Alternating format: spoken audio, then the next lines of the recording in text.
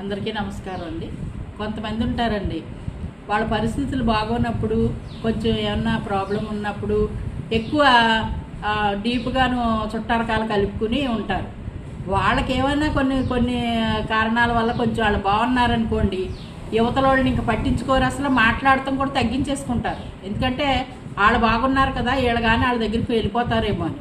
వీళ్ళు బాగున్నా వాళ్ళు వచ్చి వీళ్ళ దగ్గర కూర్చోవచ్చు, మాట్లాడుకోవచ్చు, వాళ్ళ అవసరాలు గడుపుకోవచ్చు. కానీ అవతల వాళ్ళు కొంచెం బాగుండేటప్పటికి యువతల వాళ్ళు అతుక్కుపోతారేమో అని దూరం పెడతా ఉంటారు. అది గమనించుకోవాలండి. చాలా చోట్ల అలాగే జరుగుతూ ఉంటాయి. నా దగ్గర చెప్పేవాళ్ళు కూడా చాలామంది చెప్పారు అలాగా, ఇప్పుడు అసలు మేము పని చేయట్లేదండి అని. అది చాలా పొరపాటు అండి. ఎప్పుడు చుట్టారకం అన్నది, స్నేహం అన్నది ఒకలాగానే ఉండాలి తప్ప ఒకప్పుడు ఒకలాగా ఉండకూడదండి.